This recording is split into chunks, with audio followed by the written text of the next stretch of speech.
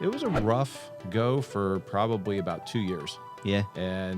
But you know what? I look back on it, and yeah, it was a bad 2 years, but it was the greatest 2 years of my life now, because it totally made me refocus everything I do. Everything. Well, you just did about 12 years or so, or whatever it was, in Cincinnati, and you had to start over. So it was probably, in hindsight, like you said, better for you to just start. Yeah. If the housing crash had never happened, I'd be in Arizona. I'd probably be doing well, but I'd still be doing a bunch of Bad subprime practices, and, a lot of refis. And, before the housing crash, I wasn't exactly the most friendly loan officer towards realtors. And, I realized really quick in 2009 and late 8, you either had realtor business or you were pretty much going to go flip burgers at McDonald's or something, because there was just no refis to be had. I think guys that came into business like you, post-crash, that have been successful. I mean, my hats are off to guys like you guys, because I do think it's a much more difficult business to break into today than what it was. My first loan that I ever sold back in the mid-90s was a stated value, 125% LTV second mortgage. I do everything from start to finish.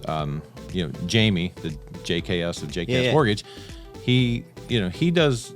The good thing about it is I'm left to sell.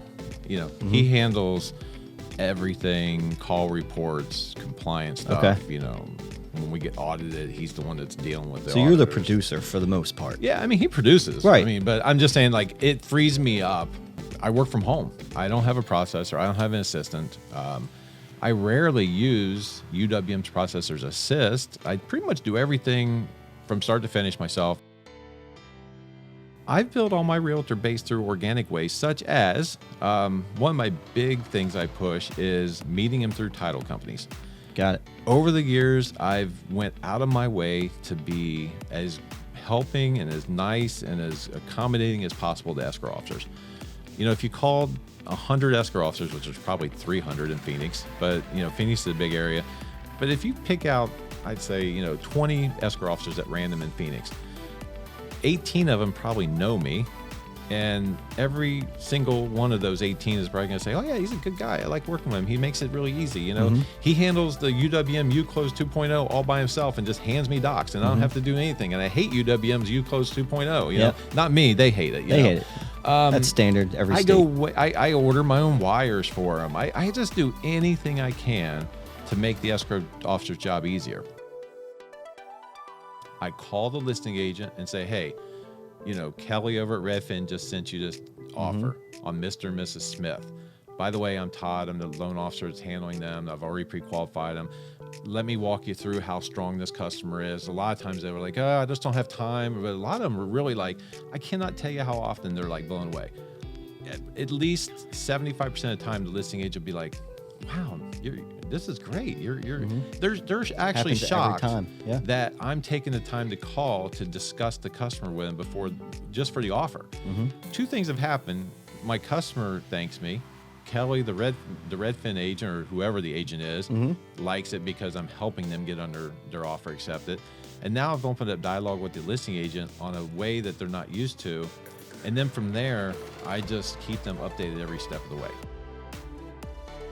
Lean and mean's where it's going, because everybody is conditioned to the Amazon world we're in. Service makes sense. Yeah, and the thing is, you don't have to sacrifice service. Like, I wouldn't, just because I'm cheap doesn't get me the business. What gets me my business is the service. What keeps the people with me is the price. I'll win on service. Can you say that again? That was awesome.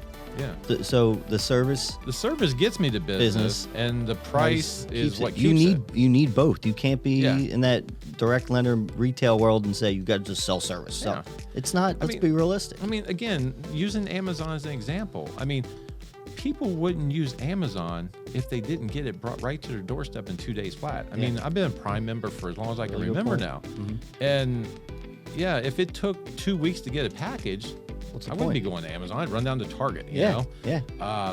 So you have to have service, but you also have to have a reasonable price.